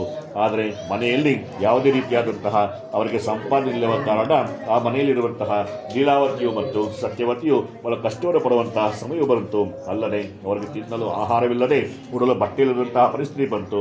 ಈ ಪ್ರಕಾರವಾಗಿ ಸತ್ಯವತಿಯಾದರೂ ಒಂದಾನ ಸಮಯದಲ್ಲಿ ಈ ರೀತಿಯಾಗಿ ಅವರು ಇಲ್ಲಿ ಭಿಕ್ಷೆಗೆ ಹೋಗುತ್ತಾರೆ. ಆದರೆ ಆ ದಿನ ಬಹಳವಾಗಿ ಅವರಿಗೆ ಹಸಿವಾದ ಕಾರಣದಿಂದ ಆ ಸತ್ಯವತಿಯಾದರೂ ಒಬ್ಬ ಬ್ರಾಹ್ಮಣ ಮನೆಗೆ ಊಟವನ್ನು ಕೇಳಲು ಹೋಗುವಂತಾಗುತ್ತಾರೆ. ಅಷ್ಟರಲ್ಲಿ ಆ ದಿನ ಅವರ ಮನೆಯಲ್ಲಿ ಆ ಸತ್ಯನಾರಾಯಣ ಸಂಪೂಜೆಯನ್ನು ಮಾಡುತ್ತಾ ಇರುತ್ತಾರೆ. ಆ ಸತ್ಯವತಿಯಾದರೂ ಅಲ್ಲೇ ಕುಳಿತುಕೊಂಡು ಆ ಪೂಜೆ ಆದ ನಂತರ ತೀರ್ಥ ಪ್ರಸಾದ ಸ್ವೀಕರಿಸಿ ತಡವಾದ್ದರಿಂದ ಅಲ್ಲೇ ಊಟವನ್ನು ಮಾಡಿ ಮಾರನೇ ದಿವಸ ತನ್ನ ಮನೆಗೆ ಬರುತ್ತಾರೆ. ಆದರೆ ತಡವಾಗಿ ರಾತ್ರಿ ಬರದಿದ್ದರಿಂದ ಚಿತ್ತಾಕ್ರಾಂತಿಯಾದಂತಹ ಸತ್ಯವು, ಎಳೆ ಮಗಳೇ, ರಾತ್ರಿ ಎಲ್ಲಿಗೆ ಹೋಗಿದ್ದೆ, ನೀನು ಏತಕ್ಕಾಗಿ ಬರಲಿಲ್ಲ ಹೇಳು ಎಂಬುದಾಗಿ ಕೇಳಲಾಗಿ ಆಗ ಆ ಮಾತನ್ನು ಕೇಳಿ ಆಗ ಸತ್ಯವತಿ ಹೇಳುತ್ತಾಳೆ, ಎಳೆ ಮಾತೆ, ಒಬ್ಬ ಬ್ರಾಹ್ಮಣ ಮನೆಯಲ್ಲಿ ಸತ್ಯನಾರಾಯಣ ಸ್ವಾಮಿ ಎಂಬಂತಹ ವ್ರತವನ್ನು ಮಾಡುತ್ತಾ ಇದ್ದರು, ನೋಡುತ್ತಾ ಇದ್ದೆ. ಆದ್ದರಿಂದಲೇ ನಾನು ಬರಲಾಗಲಿಲ್ಲ. ನೀನು ಸಹ ಪ್ರಸಾದವನ್ನು ಸ್ವೀಕಾರ ಮಾಡು ಎಂಬುದಾಗಿ ಆ ದಿನ ಆ ಪ್ರಸಾದವನ್ನು ಕೊಡುತ್ತಾರೆ. ಆಗ ಆ ಪ್ರಸಾದವನ್ನು ಸ್ವೀಕಾರ ಮಾಡಿ ನಾವು ಸಹ ಇಂದಿಗೂ ಸಹ ಸ್ವಾಮಿ ಪೂಜೆಯನ್ನು ಮಾಡುತ್ತೇವೆ ಸಂಕಲ್ಪ ಮಾಡಿದ್ದೇವೆ. ಆದರೆ ಇಂದಿಗೂ ಮಾಡಲಿಲ್ಲ. ಆದ್ದರಿಂದಲೇ ನಮಗೆ ಕಷ್ಟವು ಬಂದಿರುವುದು. ಆದ್ದರಿಂದ ನಾವು ಈ ದಿನ ಭಿಕ್ಷೆ ಹೋಗೋಣ ನಡಿ, ಬಂದಂತಹ ಲಾಭಾಂಶದಿಂದ ಆ ಸತ್ಯನಾರಾಯಣ ಸ್ವಾಮಿ ಪೂಜೆಯನ್ನು ನಾವು ಮಾಡೋಣ ಎಂಬುದಾಗಿ ಹೇಳಿ ಆಗ ಆ ಸತ್ಯವತಿಯು ಮತ್ತು ಕಲಾವತಿಯು ಈ ಪ್ರಕಾರವಾಗಿ ಅವರು ಆ ದಿನ ಭಿಕ್ಷೆಗೆ ಹೋಗುತ್ತಾರೆ. ಬಂದಂತಹ ಹಣದಿಂದ ಆ ಸತ್ಯನಾರಾಯಣ ಸ್ವಾಮಿ ಪೂಜೆಯನ್ನು ಮಾಡುವಂತರಾಗುತ್ತಾರೆ. ಈ ಪ್ರಕಾರವಾಗಿ ಆ ಸ್ವಾಮಿಯ ಪೂಜೆಯನ್ನು ಮಾಡಿ ತೀರ್ಥ ಪ್ರಸಾದ ಸ್ವೀಕರಿಸಿ, ಎಲೆ ಸ್ವಾಮಿಯೇ, ನನ್ನ ಪತಿಯು ನನ್ನ ಅಳಿಯನು ಶೀಘ್ರವಾಗಿ ಬರುವಂತೆ ಅನುಗ್ರಹಿಸು, ನನ್ನ ಎಲ್ಲ ಕಷ್ಟ ದೂರವಾಗುವಂತೆ ಮಾಡು ಎಂಬುದಾಗಿ ಕೇಳಿಕೊಳ್ಳುತ್ತಾರೆ. ಈ ಪ್ರಕಾರವಾಗಿ ಆ ಪೂಜೆ ಮಾಡಿದ್ದರಿಂದ ಸಂತುಷ್ಟರಾದಂತಹ ಸತ್ಯನಾರಾಯಣ ಸ್ವಾಮಿಯಾದರೂ ಚಂದ್ರಕೇತು ಎಂಬ ರಾಜನಿಗೆ ಸ್ವಪ್ನದಲ್ಲಿ ಕಾಣಿಸಿಕೊಂಡು, ಎಲೆ, ನೀನು ಬಂದಲ್ಲಿಟ್ಟಿರುವಂತಹ ವರ್ತಕರನ್ನು ಶೀಘ್ರವಾಗಿ ಬಿಡುಗಡೆಗೊಳಿಸು, ನನ್ನ ಶಾಪದಿಂದಲೇ ಈ ರೀತಿಯಾಗಿರುತ್ತದೆ, ಇಲ್ಲದಿದ್ದರೆ ರಾಜ್ಯ ಸಮೇತವನ್ನು ನಾಶ ಮಾಡುತ್ತೇನೆ ಎಂದು ಹೇಳಿ ಮಾಯ ಹೋಗುತ್ತಾನೆ. ಈ ಪ್ರಕಾರವಾಗಿ ಹಿಡಿದಂತಹ ಆ ಮಾತನ್ನು ಕೇಳಿ ಆ ಸ್ವಾಮಿಯೇ ಎಂಬುದಾಗಿ ಅವನು ಭಾವಿಸಿ ಈ ಪ್ರಕಾರವಾಗಿ ಮನದಲ್ಲಿ ಧ್ಯಾನಿಸಿ ಮಾರನೇ ದಿವಸ ಈ ರೀತಿಯಾಗಿ ಸಭಾದಿಂದರಿಗೆ ನನಗೆ ಈ ರೀತಿಯಾಗಿ ಆ ಸ್ವಾಮಿಯ ಪ್ರೇರಣೆಯಾಗಿದೆ, ಆದ್ದರಿಂದ ಅವರನ್ನು ಶೀಘ್ರವಾಗಿ ಬಿಡುಗಡೆಗೊಳಿಸಿ ಎಂಬುದಾಗಿ ರಾಜಾಜ್ಞೆ ನೀಡುತ್ತಾನೆ. ಈ ಪ್ರಕಾರವಾಗಿ ರಾಜಾಜ್ಞೆಯಂತೆ ಸೇವಕರು ಬಂಧನ ಗೃಹದಿಂದ ಆ ವರ್ತಕರು ಕರೆದುಕೊಂಡು ರಾಜನ ಮುಂದೆ ತಂದು ನಿಲ್ಲಿಸುತ್ತಾರೆ. ಈ ಪ್ರಕಾರವಾಗಿ ಆ ರಾಜನಾದರೂ ಆ ವರ್ತಕರಿಗೆ ಈ ರೀತಿಯಾಗಿ ಹೇಳುತ್ತಾರೆ, ನೀವು ಚಿಂತಿಸಬೇಡಿ, ದೈವಾನುಗ್ರಹದಿಂದಲೇ ನಿಮಗೆ ದೈವ ಶಾಪದಿಂದ ಈ ರೀತಿಯಾಗಿರುತ್ತೆ. ಆದ್ದರಿಂದ ತಾವು ಮೊದಲು ಆ ಸ್ವಾಮಿಯ ಪೂಜೆಯನ್ನು ಮಾಡಿ ಎಲ್ಲವೂ ಸರಿ ಹೋಗುವುದೆಂಬ ಮಾತನ್ನು ಕೇಳಿ ಆಗ ಆ ವರ್ತಕರು ಹೇಳುತ್ತಾರೆ, ಹೊರರಾದರೆ ನಾವು ನಮ್ಮ ದೇಶಕ್ಕೆ ಹೋಗುತ್ತೇವೆ, ಅಲ್ಲಿ ನಾವು ಆ ಸತ್ಯನಾರಾಯಣ ಪೂಜೆಯನ್ನು ಮಾಡುತ್ತೇವೆ, ನಮ್ಮನ್ನು ಅನುಗ್ರಹಿಸಿ ಎಂಬುದಾಗಿ ಆಗ ಆ ಮಾತನ್ನು ಕೇಳಿ ರಾಜರು ಅವರಿಗಿರುವಂತಹ ಸಂಕಲನೆಲ್ಲ ಧರಿಸಿ ವಸ್ತ್ರದಿಂದ ಅಲಂಕರಿಸಿ ಪುರದ ಅಪರಿಸಿದ್ದ ದ್ರವ್ಯಕ್ಕೆ 2ರಷ್ಟು ದ್ರವ್ಯವನ್ನು ಕೊಟ್ಟು ನಿಮ್ಮ ಸ್ಥಳಕ್ಕೆ ಹೋಗಿ ಬನ್ನಿ ಎಂಬುದಾಗಿ ಈ ಮಾತನ್ನು ಕೇಳಿ ಆ ವರ್ತಕರಿರುವರು ಅಲ್ಲಿಂದ ಪ್ರಯಾಣ ಮಾಡಿ ಕಥೆಯಲ್ಲಿ 3ನೇ ಅಧ್ಯಾಯವು ಸಮಾಪ್ತವಾಯಿತು. ಓಂ ಆಂಜನೇಯ ವರದ ಗೋವಿಂದ ಶ್ರೀ ಸತ್ಯನಾರಾಯಣ ಸ್ವಾಮಿ ದೇವತಾಭ್ಯೋ ನಮಃ. ತೃತೀಯೋಧ್ಯಾಯಾಂಗೋಪಚಾರ ಹೂವಾಕ್ಬಿಟ್ಟು ನಮಸ್ಕಾರ ಮಾಡ್ಕೊಳ್ಳಿ. ಉಪಚಾರ ಪೂಜಾಂ ಸಮರ್ಪಯಾಮಿ. ಅಥ ಚತುರ್ಥೋಧ್ಯಾಯ 4ನೇ ಅಧ್ಯಾಯವು. ಈ ರೀತಿಯಾಗಿ ಆ ವರ್ತಕರು ಅಲ್ಲಿಂದ ಪ್ರಯಾಣವನ್ನು ಮಾಡಲು ಯತ್ನಿಸುತ್ತಾರೆ. ಅಷ್ಟರಲ್ಲಿ ಆ ಸತ್ಯನಾರಾಯಣ ಸ್ವಾಮಿಯಾದರೂ ಒಬ್ಬ ಸನ್ಯಾಸಿ ವೇಷಧಾರಿಯಾಗಿ ಬಂದು ಅಲ್ಲಿ ಬಂದುವಂತಾಗುತ್ತಾನೆ. ಈ ಪ್ರಕಾರವಾಗಿ ಆ ವರ್ತಕರನ್ನು ಕಂಡು ನಿಮ್ಮ ಅಡಿಗಿನಲ್ಲಿ ಏನಿರಬಹುದು ಎಂಬುದಾಗಿ ಹೇಳುತ್ತಾರೆ. ಆಗ ಆ ಸನ್ಯಾಸಿಯನ್ನು ಕಂಡಂತಹ ವರ್ತಕರು ಇರುವರು, ಇವನ್ಯಾರೋ ಕಳ್ಳನಿರಬಹುದು ಎಂಬುದಾಗಿ ಯೋಚನೆ ಮಾಡಿ ನಮ್ಮ ಅಡಿಗಿನಲ್ಲಿ ಆಯುರ್ವೇದಕ್ಕೆ ಸಂಬಂಧಪಟ್ಟಂತಹ ಎಲ್ಲೇ ಬಳ್ಳಿ ಗಿಡ ಇರುವುದು ಮತ್ತೆ ನಿಲ್ಲವೋ ಎಂದು ಹೇಳಲು ಈ ಮಾತನ್ನು ಕೇಳಿ ಆಗ ಆ ವರ್ತಕ ಈ ರೀತಿಯಾಗಿ ಆ ಸನ್ಯಾಸಿಯು ತಾವು ಹೇಳಿದಂತೆ ಆಗಲಿ ತಥಾಸ್ತು ಎಂದು ಹೇಳಿ ಅಲ್ಲಿಂದ ಹೊರಟು ಹೋಗುತ್ತಾನೆ. ಈ ಪ್ರಕಾರವಾಗಿ ಆ ವರ್ತಕರು ಹಡಗನ್ನು ತುಳಿದಾಗ ಅದರಲ್ಲಿರುವಂತಹ ತಮ್ಮ ಐಶ್ವರ್ಯ ನಾಶವಾಗಿ ಎಲ್ಲೇ ಬಳಿ ಕಂಡು ಹಾಗೆ ಮೂರ್ಛೆ ಹೋಗಿ ಭೂಮಿ ಮೇಲೆ ಬೀಳುತ್ತಾರೆ. ಪುನಃ ಎಚ್ಚೆತ್ತವರಾಗಿ ತಮ್ಮ ಈ ರೀತಿಯಾಗಿರುವಂತಹ ತಮ್ಮ ವಸ್ತುಗಳಲ್ಲ ಎಲ್ಲ ಬಲಿಗಳನ್ನು ಕಂಡು ಹಾಗೆ ಮೂರ್ಛೆಗಳನ್ನು ಕಂಡು ಆಗ ಮಾವನನ್ನು ಕಂಡು, ಎಲೆ ಮಾವನಿ, ಏಕೆ ವ್ಯಸನ ಪಡುತ್ತೀಯೇ, ಸನ್ಯಾಸಿಯಿಂದ ಶಾಪ ಕೊಡಲ್ಪಟ್ಟಿತು, ಆದ್ದರಿಂದಲೇ ನಮ್ಮ ಪದಾರ್ಥವೆಲ್ಲವೂ ಹೀಗೆ ಆಗಿರಬಹುದು. ಆದ್ದರಿಂದ ನಾವು ಅವರ ಬಳಿಗೆ ಹೋಗೋಣ, ಅಲ್ಲಿ ಶರಣಾಗೋಣ ಎಂಬುದಾಗಿ ಆಗ ಮಾತನ್ನು ಕೇಳಿ ಆ ಸನ್ಯಾಸಿ ಬಳಿಗೆ ಹೋಗುವಂತರಾಗುತ್ತಾರೆ. ಈ ಪ್ರಕಾರವಾಗಿ ಅಲ್ಲಿರುವಂತಹ ಆ ಸನ್ಯಾಸಿಯನ್ನು ಕಂಡು ನಮಸ್ಕಾರವನ್ನು ಮಾಡಿ, ಲೇ ಸ್ವಾಮಿ, ತಾವು ಯಾರು ತಿಳಿಯದೆ ಸತ್ಯವನ್ನು ನಾವು ಹೇಳಿದ್ದೇವೆ, ಆದ್ದರಿಂದ ನಮ್ಮನ್ನು ಕಾಪಾಡಿ ನಮ್ಮನ್ನು ರಕ್ಷಿಸಿ ಎಂಬುದಾಗಿ ದೀರ್ಘವಾಗಿ ನಮಸ್ಕಾರವನ್ನು ಸಹ ಮಾಡುವಂತಾಗುತ್ತಾರೆ. ಈ ಪ್ರಕಾರವಾಗಿ ಆಗ ಈ ರೀತಿಯಾಗಿ ಆ ಸನ್ಯಾಸಿಯಾದಂತಹ ಸತ್ಯನಾರಾಯಣ ಸ್ವಾಮಿ ಆದರೂ ಆ ವರ್ತಕನಿಗೆ ನಿಜ ರೂಪ ತೋರಿ, ಎಲೆ ದುರ್ಬುದ್ಧಿ, ನಿನ್ನ ಮಾತನ್ನು ಕೇಳು, ದುಃಖಿಸಬೇಡ, ನನ್ನನ್ನು ಪೂಜೆ ಮಾಡಿದ್ದರೆ ನೀವು ಮಾಡಲೇ ಇಲ್ಲ, ಆದ್ದರಿಂದಲೇ ನೀನು ಬಾರಿಗೂ ನನ್ನ ದುಃಖವನ್ನು ಹೊಂದುತ್ತಿರುವೆ, ಆದ್ದರಿಂದ ನೀನು ಮೊದಲು ಪೂಜೆಯನ್ನು ಮಾಡು, ನಿನಗೆಲ್ಲ ಸರಿ ಹೋಗುವುದನ್ನು ಮಾತನ್ನು ಕೇಳಿ. ಆಗ ವರ್ತಕರು ಹೇಳುತ್ತಾನೆ, ಅರೇ ಸ್ವಾಮಿ, ನಾನು ನನ್ನ ದೇಶಕ್ಕೆ ಹೋಗುತ್ತೇನೆ, ಅಲ್ಲಿ ನನ್ನ ಮಡದಿಯೊಂದಿಗೆ ನನ್ನ ಮಗಳೊಂದಿಗೆ ಸೇರಿ ಪೂಜೆಯನ್ನು ವಿಶೇಷವಾಗಿ ಮಾಡುತ್ತೇನೆ, ನಮ್ಮನ್ನು ಕಾಪಾಡು ಎಂಬುದಾಗಿ ಈ ರೀತಿಯಾಗಿ ಆ ಸತ್ಯನಾರಾಯಣ ಸ್ವಾಮಿಗೆ ನಮಸ್ಕರಿಸುತ್ತಾರೆ. ಈ ಪ್ರಕಾರವಾಗಿ ಆ ಸತ್ಯನಾರಾಯಣ ಸ್ವಾಮಿಯಾದರೂ ಅವರಿಗೆ ಪೂರ್ವ ಧನವನ್ನು ಅನುಗ್ರಹಿಸಿ ಅಲ್ಲಿಂದ ಮಾಯವಾಗುತ್ತಾನೆ. ಈ ಪ್ರಕಾರವಾಗಿ ಅವರು ಹಡಗನ್ನು ತುಳಿದಾಗ ಅದರಲ್ಲಿರುವಂತಹ ತನ್ನ ಐಶ್ವರ್ಯವನ್ನು ಕಂಡು ಬಹಳ ಸಂತೋಷಪಟ್ಟು ಅಲ್ಲಿಂದ ಅವರು ವ್ಯಾಪಾರವನ್ನು ಮಾಡುತ್ತಾ ರತ್ನಪುರವೆಂಬ ತಮ್ಮ ದೇಶಕ್ಕೆ ಬರುತ್ತಾರೆ. ನಮ್ಮ ದೇಶಕ್ಕೆ ಬಂದು ಒಬ್ಬ ಇವನನ್ನು ಒಬ್ಬ ಸೇವಕರನ್ನು ಕರೆದು ನಮ್ಮ ಮನೆಗೆ ಹೋಗಿ ನನ್ನ ಮಡದಿಯನ್ನು ಮತ್ತು ನನ್ನ ಮಗಳನ್ನು ಕರೆದುಕೊಂಡು ಬರುವಂತೆ ಅದಕ್ಕೆ ಹೇಳುವಂತಾಗುತ್ತಾನೆ. ಈ ಪ್ರಕಾರವಾಗಿ ಆ ಸೇವಕನಾದರೂ ಆ ಮಡದಿಯನ್ನು ಅವರ ಮನೆಗೆ ಹೋಗಿ ಎಳೆ ಮಾತೆ, ತಮ್ಮ ಪತಿಯು ಅಳಿಯನು ಶೀಘ್ರವಾಗಿ ಬಂದಿದ್ದಾರೆ, ಆದ್ದರಿಂದ ತಾವು ಈ ರೀತಿಯಾಗಿ ಸಮುದ್ರಕ್ಕೆ ಬರಬೇಕು ಎಂದು ಹೇಳಲಾಗಿ ಈ ಮಾತನ್ನು ಕೇಳಿ ಆ ದಿವಸ ಅವರು ಆ ಸತ್ಯನಾರಾಯಣ ಸ್ವಾಮಿ ಪೂಜೆಯನ್ನು ಮಾಡುತ್ತಾ ಇರುತ್ತಾರೆ. ಆ ಸ್ವಾಮಿಯ ಪೂಜೆಯನ್ನು ಮಾಡುತ್ತಾ ಅವರು ಆ ದಿನ ಕಥೆಯನ್ನು ಕೇಳುತ್ತಿರುತ್ತಾರೆ. ಅಷ್ಟರಲ್ಲಿ ಅವರನ್ನು ನೋಡುವಂತಹ ಅವಸರದಲ್ಲಿ ಆ ಸತ್ಯನಾರಾಯಣ ಸ್ವಾಮಿಯ ಪ್ರಸಾದವನ್ನು ತೆಗೆದುಕೊಳ್ಳದೆ ಹೊರಟು ಹೋಗುತ್ತಾರೆ. ಇದರಿಂದ ಕೋಪಗೊಂಡಂತಹ ಸತ್ಯನಾರಾಯಣ ಸ್ವಾಮಿಯಾದರೂ ಆ ವರ್ತಕ ಈ ರೀತಿಯಾಗಿ ಅವರೆಲ್ಲರೂ ಬರುವಷ್ಟರಲ್ಲಿ ಅಳಿಯನನ್ನು ಹಾಗೆಯೇ ಜಲದಲ್ಲಿ ಮುಳುಗಿಸಿ ಸಮೃದ್ಧವಾಗುವಂತೆ ಮಾಡುತ್ತಾರೆ. ತನ್ನ ಕಣ್ಣೆದುರಿಗೆ ಆ ಅಳಿಯನು ಸಮೃದ್ಧವಾದನ್ನು ಕಂಡಂತಹ ಆಗ ಈ ಸತ್ಯವತಿಯು ಬಹಳ ಕೋಪವಂತಲಾಗಿ ಈ ರೀತಿಯಾಗಿ ದುಃಖಿತಲಾಗಿ ಅಲ್ಲೇ ಮೂರ್ಛೆ ಹೋಗಿ ಬೀಳುವಂತಾಗುತ್ತಾರೆ. ಪುನಃ ಎಚ್ಚೆತ್ತವರಾಗಿ ತನ್ನ ಪತಿ ನಷ್ಟವಾದ್ದರಿಂದ ಪತಿಯ ಪಾದಕ್ಕೆ ತೆಗೆದುಕೊಂಡು ಅದರ ಕೂಡ ಸಹ ಗಮನ ಮಾಡಬೇಕೆಂಬುದಾಗಿ ನಿಶ್ಚಯವನ್ನು ಮಾಡುತ್ತಾರೆ. ಈ ಪ್ರಕಾರವಾಗಿ ಎಲ್ಲರೂ ದುಃಖಿಸುತ್ತಿರುವಾಗ ಆಗ ವರ್ತಕನು ಯೋಚನೆ ಮಾಡುತ್ತಾನೆ, ನನ್ನ ಮಗಳು ಈಗಾಗಲೂ ಕಾರಣ ಆ ಸತ್ಯನಾರಾಯಣ ಸ್ವಾಮಿ ಆಗಿರಬಹುದು, ಅದನ್ನು ಕೇಳೋಣ ಎಂಬುದಾಗಿ, ಎಲೆ ಸ್ವಾಮಿ, ನನ್ನ ಈ ರೀತಿಯ ಅಳಿಯನು ಶೀಘ್ರವಾಗಿ ಬರುವಂತೆ ಅನುಗ್ರಹಿಸು, ನನ್ನ ಮಗಳ ಅರಿತವನ್ನು ಕಾಪಾಡು ಎಂಬುದಾಗಿ ಆಗ ಆ ಮಾತನ್ನು ಕೇಳಿ ಆ ಸತ್ಯನಾರಾಯಣ ಸ್ವಾಮಿಯ ಆ ಮುಖಾಂತರ ಆಕಾಶವನ್ನು ತಿಳಿದೆ, ಎಲೆ ವೈಶ್ಯನೇ, ನಿನ್ನ ಮಗಳು ಈ ದಿನ ಪೂಜೆಯನ್ನು ಮಾಡಿ ತೀರ್ಥ ಪ್ರಸಾದ ಸ್ವೀಕರಿಸದೇ ಬಂದಿದ್ದಾರೆ, ಆದ್ದರಿಂದಲೇ ಈ ರೀತಿಯಾಗಿರೋದು.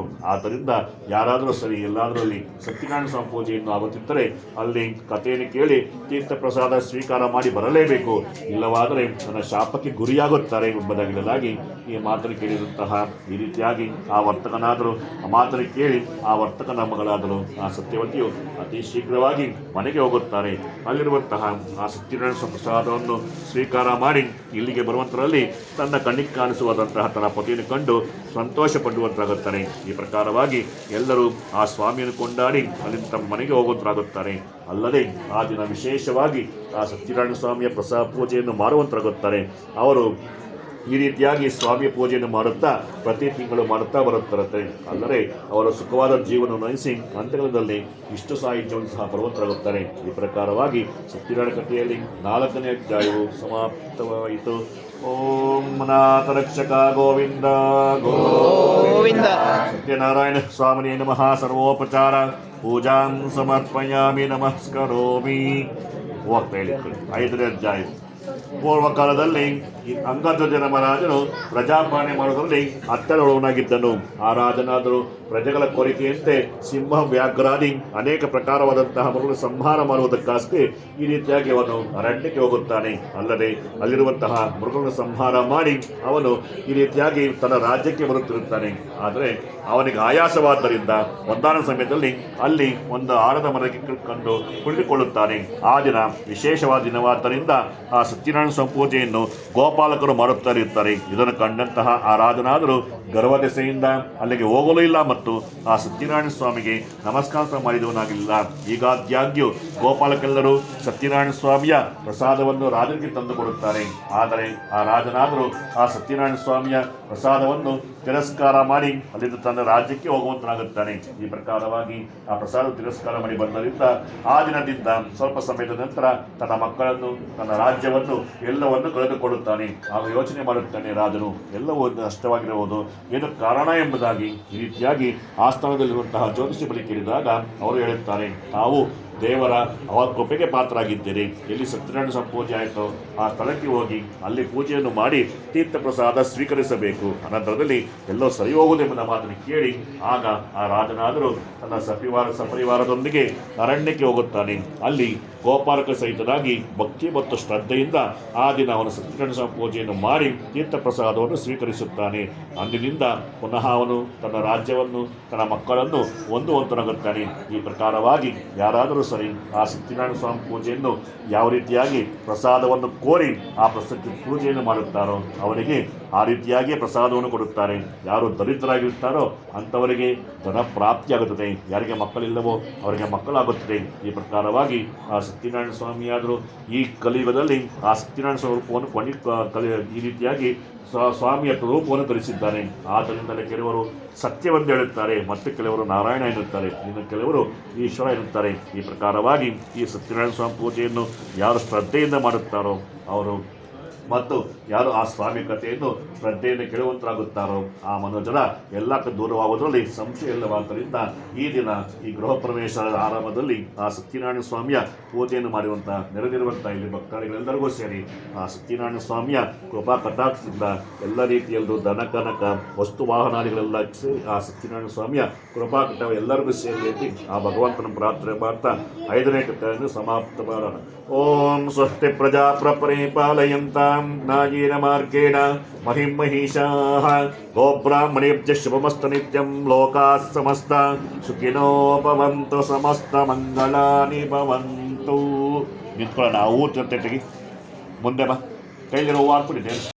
ಆಶ್ರಯ ಸರ್ವದೇವಾನಾಂ ಗೋಪೋಜಂ ಪ್ರತಿರಕ್ಷತಾ ದೋರ್ವತೆ ದೋರ್ವತಯ್ಯೋ ದೋರ್ವತಿತಂ ದೋರ್ವಯಂ ವಯಂ ದೋರ್ವಾಮಸ್ಮಿನ್ ದೇವಾನಾಮತಿ ದಿವ್ಯಮಹಾಧೂಪಮಾಗ್ರಾಪಯಾಮಿ ಧೂಪಾಂತರಂ ಮಧ್ಯೆ ಆಚಮನಂ ಸಮರ್ಪಯಾಮಿ ಪರಿಮಳಪತ್ರ ಪುಷ್ಪಾಣಿ ಸಮರ್ಪಯಾಮಿ. ಹೂವು ತಗೊಳ್ಳಿ, ನೀರಲ್ಲಿ ಹತ್ಕೊಳ್ಳಿ. ಐತೈಕ ಅದಕ್ಕೆ ಪ್ರಥಮಸ್ಥೋ ಮೃತೋಪಸ್ಕರಣಮತಿ ಸ್ವಾಹ ಐಸತಿ ಕೈತಸಿ ಪ್ರಾಣಾಯ ಸ್ವಾಹ ಅಪಾನಾಯ ಸ್ವಾಹ ವ್ಯಾನಾಯ ಸ್ವಾಹ ಉದಾನಾಯ ಸ್ವಾಹ ವಂಸಮಾನಾಯ ಸ್ವಾಹ ಬ್ರಹ್ಮಣೇ ಸ್ವಾಹ ಮಾಯತ ಮಹಾಲಕ್ಷ್ಮೀ ಸಮೇತ ಶ್ರೀ ಸತ್ಯನಾರಾಯಣ ಸ್ವಾಮಿನೇ ನಮಃ.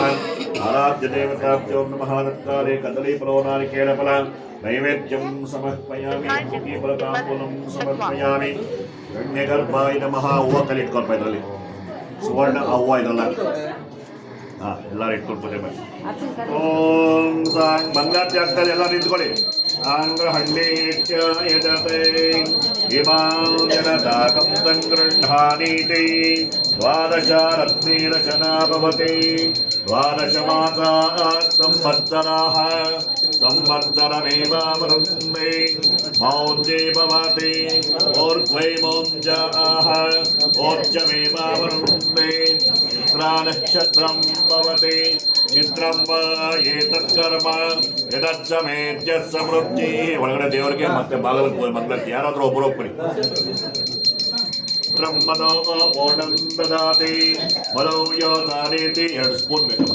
ಮದವ್ಯೋ ಸಾನೇತಿ ಏಕತಾ ಬ್ರಹ್ಮಣಮಹಾರತಿ ಏಕದೈವ ಯಜಮಾನ ಆಯತ್ತೇತೋ ಆಕೃತಮಸ್ಮಭ್ಯಂ ಶ್ರದ್ಧಾಂಬರುಡತ್ಯ ಮಂತ್ಯೋ ಭಯಂ ಜನ ಆನೋರತ ಏಕಪರಾದಿತಾತೋ ಅಪಾಲೀಲಯಂತ ಶ್ರೇರ್ಲಕ್ಷ್ಮೀರ್ವರಲಕ್ಷ್ಮೀ ಚಾಪಸಪ್ನಾಮತನುವನ ವರಾಂಕಚೌಪಾಚಮಪೈತಿ ಮುದ್ರಾಂಕರೇರ್ವಹಂತಿ ಗಮನಾಸನಸ್ತಾಂ ಬಾಲಾಕೋಟಿಪ್ರತಿಮಾಂ ತ್ರಿನೇತ್ರಾಂ ಮದೀಹಮಮ್ಮಾಂ ಜಗದೀಶ್ವರ್ಯಂತಾಂ ಓರಮಂಗಳ ನೀರಾಜನಂ ದರ್ಶಯಾಮಿ. ನೀರಾಜನಾನಂತರಂ ಮಧ್ಯಾಚಮನಂ ಸಮರ್ಪಯಾಮಿ. ಆಚಮನ್ಯಾನಂತರಂ ಸಮರ್ಪಯಾಮಿ. ಪರಿಮಳಪತ್ರ ಪುಷ್ಪಾಣಿ ಸಮರ್ಪಯಾಮಿ. ಅದಕ್ಕೊಂದು ಸುತ್ತ ಕಟ್ಬಿಟ್ಟು ದೇವರ ಹತ್ರ ಹಾಕ್ಬಿಡಿ. ರಕ್ಷಾಂ ದಾರಯಾಮಿ. ರಮಣ ಗೋವಿಂದ ವರದ ಗೋವಿಂದ ರಕ್ಷಕ ಗೋವಿಂದ ಬಾಂಧವ ಗೋವಿಂದ ನಮ ಪಾರ್ವತಿ ಪತಯೇ. ಮಂಗಳಾರ್ಥ. ರಕ್ಷಾಂ ದಾರಯಾಮಿ.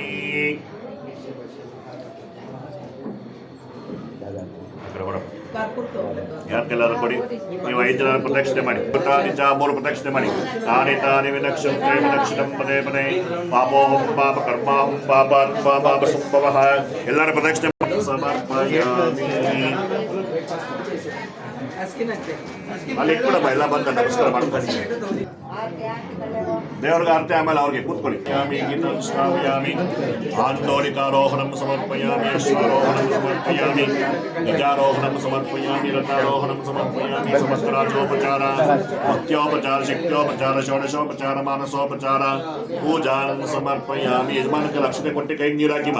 ಯಸ್ಯ ಸ್ಮೃತ್ಯಾಚನ ಮೋಕ್ತ್ಯ ಮಂತ್ರಹೀನಂ ಕ್ರಿಯಾಹವಂತು.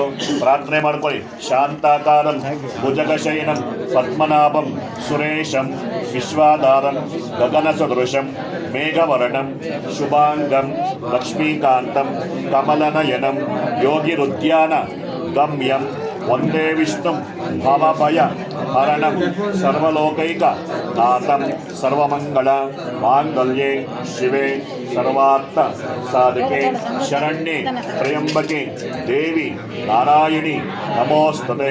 ಶರಣಾಗತ ದೀನಾರ್ಥ ಪರಿತ್ರಾಣ ಪರಾಯಣಿ ಸರ್ವಸ್ಯಾಪ್ತಿ ಹರೇ ದೇವಿ ನಾರಾಯಣಿ ನಮೋಸ್ತುತೆ. ಮನಸಾಭೀಷ್ಟ ಪ್ರಾರ್ಥನಾಂ ಸಮರ್ಪಯಾಮಿ. करोमि यज्ञ सकलं परस्मै नारायणायेति समर्पयामि. यदक्षरमदप्रत्यं मात्राहीनं चेत् भवेत् तत्सर्वं क्षम्यतां देवा नारायण नमोऽस्तुते. अनेन कल्पोक्तपूजाविधानेन सत्यनारायणस्वामी पूजाविधानेन न्यूनातिरिक्तलोपदोषप्रायश्चित्तार्थं नामत्रय मन्त्रजपं करिष्ये. श्री अच्युताय नमः, अनन्ताय नमः, गोविन्दाय नमः, अच्युताय नमः, अनन्ताय नमः, गोविन्दाय नमः, अच्युतानन्त गोविन्देभ्यो नमः. ओम सहना भवतु सहनौ भुनक्तु सह वीर्यं करवावहै तेजस्विनावतीतमस्तु मा विद्विषावहै. ओम शान्ति शान्ति शान्तिः. लोकात् समस्ताः सुखिनो भवन्तु ಮಂಗಳಾನಿ ಭವಂತು. ಅರ್ಚನೆ ಮಾಡಿರೋ ಕುಂಕುಮ ಇಟ್ಕೊಳ್ಳಿ ಮನೆ.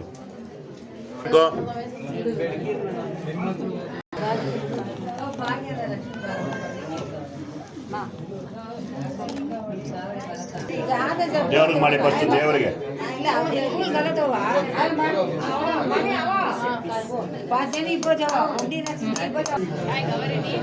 ಹೂವು ತಗೊಳ್ಳಿ, ಹೂವು ತಗೊಂಡು ನೀರಲ್ಲಿ ಹತ್ಕೊಂಡು ಚೆಲ್ಬೇಡ. ಅಲ್ಲಿ ಚೆಲ್ಲ ಹೂವು ಅಲ್ಲೇ ಹಾಕಿ. ಆ ನೀರ ಮಾರ್ತಿ ನೀರು ಮಾಡಿ ಕೂತ್ಕೊಂಡಪ್ಪ ನೀವು. ಇಷ್ಟಕಾಮ್ಯಾರ್ಥ ಸಿದ್ಧ್ಯರ್ಥಂ ಕ್ಷೇಮಾಯ ಪುನರಾಗಮನಾಯ ಚ. ಈ ಕಲಶಾನು ಫೋಟೋ ಕದಲಿಸಿ ನಿಧಾನಕ್ಕೆ. ನಾರಾಯಣ ಸುಮ್ಮನೆ ಹಂಗೆ ಫೋಟೋನು ಅಲ್ಲಿ ಹಿಂದ್ಗಡೆ ಕಲಶಾನು. ಯಥಾಸ್ಥಾನಂ ಪ್ರತಿಷ್ಠಾಪಯಾಮಿ ಶೋಭನಾರ್ಥೆ ಕ್ಷೇಮ. ಫಸ್ಟ್ ನಿಮ್ಮ ಮನೆಯವರೆಲ್ಲ ಬನ್ನಿ.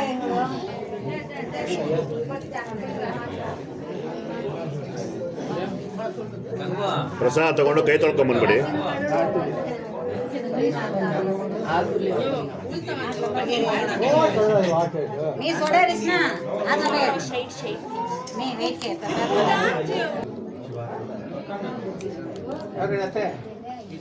ಗಿತ್ತಾಯ್ತಾ?